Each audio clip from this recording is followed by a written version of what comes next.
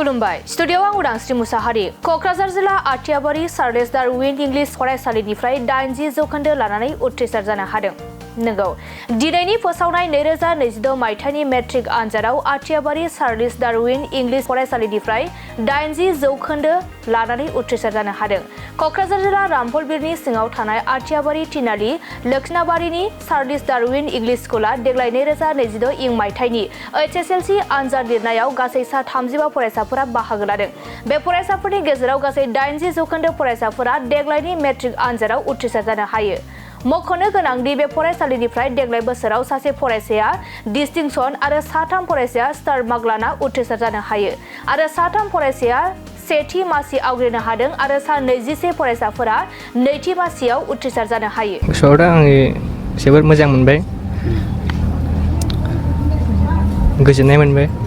नोंनि मुङा मा? आंनि मुङा दैहुं मोसाहारि। बबेनिफ्राय? आङो फुथिमारिनि गामिनिफ्राय। माबायदि नाजानायनि गेजेरजों एबा माबायदि फरायनानै नों बेबायदि जाफुंसारनायखौ मोननो हाखो?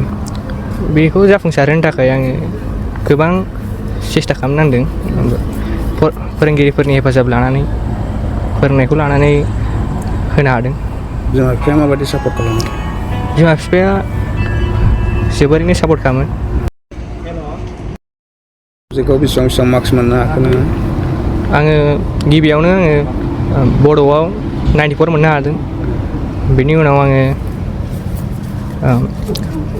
मेथ्सआव 85, साइन्सआव 80, इंलिसाव 88 आरो जिअ'ग्राफियाव 90 मोननो हादों। माबायदि फोरोंगिरिफ्रा नोंखौ माबायदि गाइड खालामबोआ जिहेथु क्लास लानाय समाव? फोरोंगिरिफोरा मोजाङैखौनो गाइड खालामबोदों, हेफाजाब खालामबोदों, हायिखौ फोरोंदों, डाउटफोरखौ क्लियार खालामजोबदों। फैबाय थानाय समाव नोङो मा फरायनो थांखि लादों? आङो साइन्स फरायनो गोसो जादों।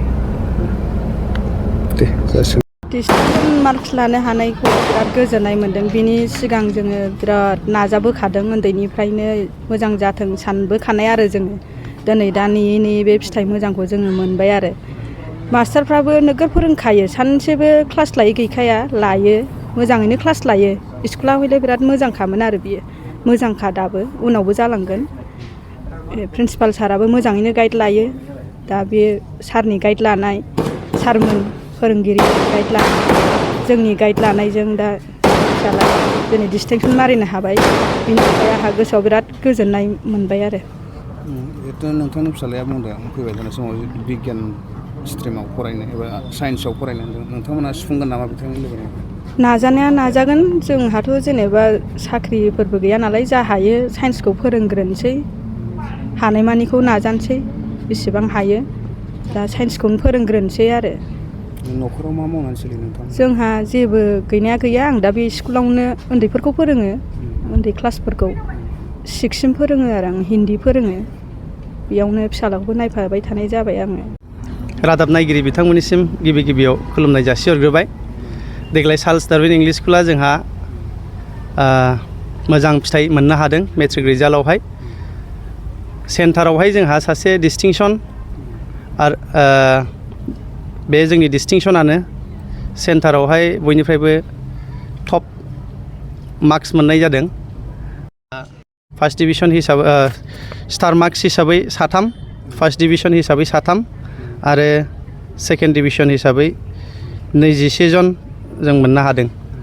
स' देग्लाय रिजाल्टआ मोजाङैनो जादों आरो बे गावसिनि फरायसाफोरनि नाजानायनि सायावहाय, गोब्राब नाजानायनि सायाव बे जोङो मोजां रिजाल्टखौ मोननो हादों।